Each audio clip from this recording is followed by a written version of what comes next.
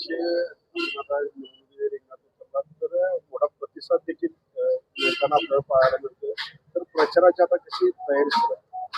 खरं तर प्रचाराचा शुभारंभ 27 तारखेला चिन्ह वाटप झाल्यानंतर होईल, परंतु सध्या गावभेट दौऱ्यामध्ये वाडी वस्तीवर जात असताना, शेतकरी बांधवांना भेटत असताना, ग्रामस्थांना भेटत असताना इतका आनंदित त्या ठिकाणी माझा शेतकरी बांधव आहे, माझी मायबाप जनता आहे.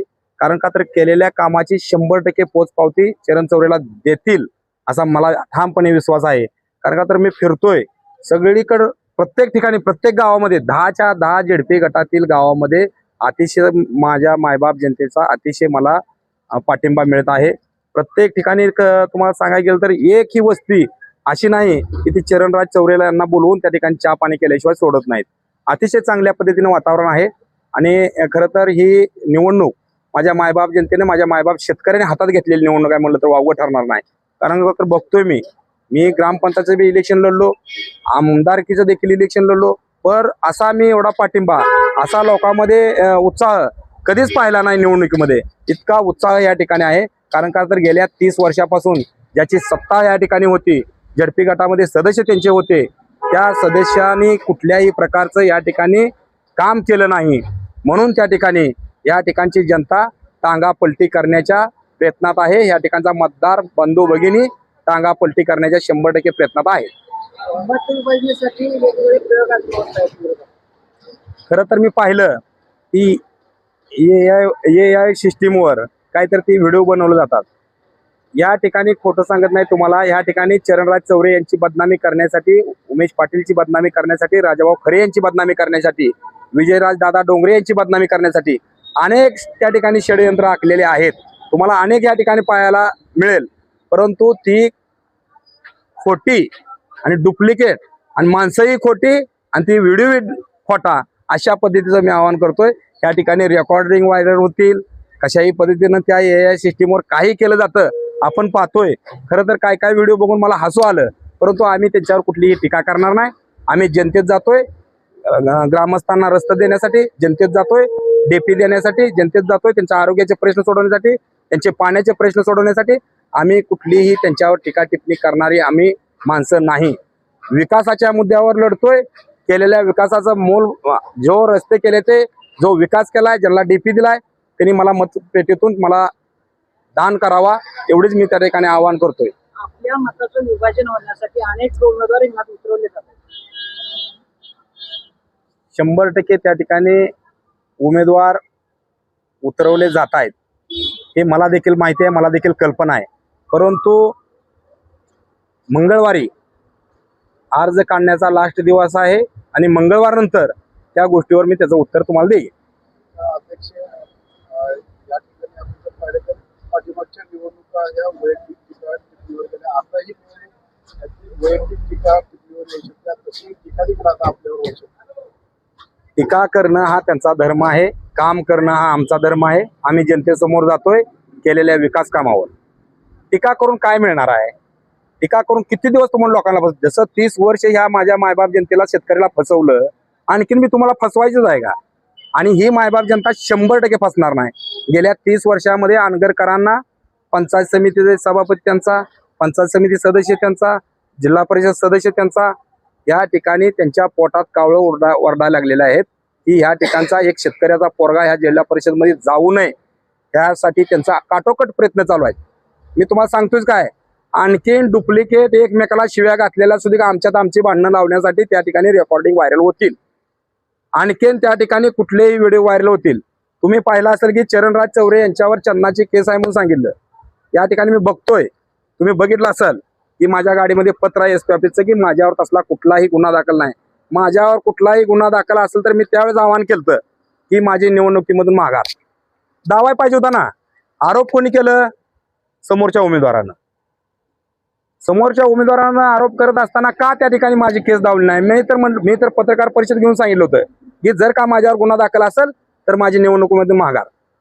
तसा कुठलाही गुन्हा माझ्यावर नाही. म्हणजे ह्या ठिकाणी शिंतोडं उन्हाळण्याचं काम त्या ठिकाणी त्यांचं आहे. परंतु मी एक सांगतो की मी फसवणारा माणूस नाही, मी कुणावर टीका करणार माणूस. ज्या ज्या वेळेस त्यांची टीका होईल त्याला उत्तर देण्याचं मी काम करेन. मी टीका करणारी माझी औलाद नाही. मी कधीही तुम्ही बघा, ज्या वेळेस मोहरनं मला त्या ठिकाणी टीका होती त्यावेळेस चरणराज चौरे त्या ठिकाणी उत्तर देतो. आपल्या मतदारसंघात शेतकऱ्याकडून असं म्हटलं जातंय की एक कॉल आणि चरण चौरेकडून मीटर सॉल्व म्हणजे लोकांच्या अड्या अडचणी सोडवताना आपण दिसतात, त्याबद्दल काय सांगा? खरं तर गेल्या 4 वर्षापासून महाराष्ट्राचे मुख्यमंत्री एकनाथजी शिंदे साहेब झाले तेव्हापासून ह्या ठिकाणी मी सातत्यानं तालुक्यातील म्हणतो, झडपी गटापुरतं नाही, तालुक्यात जवळजवळ 150 ते पावणे 200 डीपी मी त्या ठिकाणी जळल्याला देण्याचं काम केले. जवळजवळ नवीन डीपी 70 ते 75 डीपी नवीन देण्याचं काम तालुक्यामध्ये केलंय. तुम्ही जावा डोक बाबळगावला, जावा तुम्ही ते रामहिंगणीला, तुम्ही जावा नांदगावला. ती काय माझ्या झडपी गटातली गाव नाहीत, पण माझे सरपंच आहेत, माझे पदाधिकारी आहेत, माझ्या जीवाला जीव देणारे माझे बांधव आहेत, ते त्यांना सुद्धा त्या ठिकाणी आपण विकास निधीच्या माध्यमातून डीपी देण्याचं काम केलंय, रस्ते देण्याचं काम केलंय. मला एकच सांगा, तुम्ही 30 वर्ष एक जळलेला डीपी तुम्ही कधी दिला का कोणाला फुकट? त्या ठिकाणी चरणराज चौरे त्या ठिकाणी तुम्ही पाहत असाल 10 रुपये सुद्धा त्या ठिकाणी घेतलं जात नाहीत, माझ्या शेतकरी बांधवाला डीपी मिळतो. मग तुम्ही का केलं नाही? माझा शेतकरी बांधव, या हवेच्या अलीकडचा शेतकरी बांधव असेल, नागरिक असेल, हा त्या ठिकाणी डीपी जळल्यापासून त्याचं धान जळलं पाहिजे, त्याचा ऊस जळला पाहिजे, त्याचं टमाटे जळली पाहिजे, त्याचा कांदा जळला पाहिजे. तिथला शेतकरी सुधारला न पाहिजे, तिथला शेतकरी गळाटला पाहिजे, त्याला रस्ता दिला नाही तुम्ही. अहो तुम्ही आज त्या ठिकाणी पाहत असाल, तुम्ही पेनूर जावा, पाटकुल जावा, टाकळी जावा, औंढी जावा, वरकुट जावा आणि शेजबाबा जावा, कुठल्याही मतदारसंघामध्ये जावा, चरणराज चौरे त्या ठिकाणी काय ना काय त्या शेतकरी बांधवासाठी, मतदार बंधू भगिनींसाठी काहीतरी काम घेऊन गेला.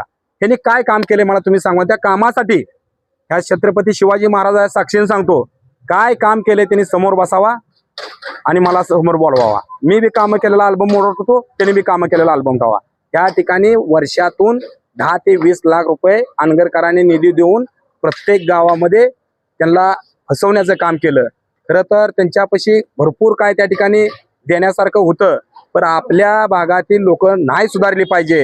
ही जर लोक सुधारली, पिनोर, पाटकुल, अंकुली, टाकळी ह्या भागातील जर हवेच्या अलीकडे लोक नाही सुधारली तरच ही आपल्या अंडरमध्ये राहतील, तरच ह्या ठिकाणी आपल्याकडे तळवत चाटत येतील. अशा भूमिकामध्ये त्या ठिकाणी राजन पाटलांनी केलेलं काम आहे आतापर्यंत. का आपल्या मतदारसंघातून जात असलेला पालखी महामार्ग रद्द केल्यामुळे त्या भागातील लोकांचं खूप मोठ्या प्रमाणात उपयोग होतो. शक्तीपीठ खरं तर ही माझ्या शेतकरी बांधवावर आणि मोहोळ तालुक्यावर तो विषय फक्त माझ्या झडपी गटापुरता नाही. नरखेड असेल, नरखेडच्या त्या टोकापासून पुळूजच्या आपल्या म्हणजे टाकळीची हद्द सोडोस्तोर म्हणजे पुळूजमधनं देखील त्या ठिकाणी ह्या मोहोळ तालुक्यावर केलेला अन्याय आहे. मला एक सांगा, ज्या वेळेस राजन पाटील साहेबांचा प्रवेश होतो त्यावेळेसच रस्ता कॅन्सल का होतो? त्यावेळेसच रस्ता कॅन्सल होतो. मी तुम्हाला एक क्लिअर सांगतो की जे झालंय ते चुकीचं झालंय. आम्ही त्या शेतकरी बांधवाबरोबर आहे, कारण का तर ही प्रगती तालुक्याची थांबली. एक शक्तीपीठ सारखा मार्ग जर आपल्या तालुक्यातून जाताना कॅन्सल रद्द होत असेल तर ह्याचं पाप ह्यांना आयुष्यभर फेडावं लागेल, कारण का तर आपल्या तालुक्याचा विकास झाला असता. तालुक्यामधून एक जर शक्तीपीठासारखा मार्ग गेला तर ह्या भागाच्या शेतकऱ्यांना अतिशय फायदा झाला असता.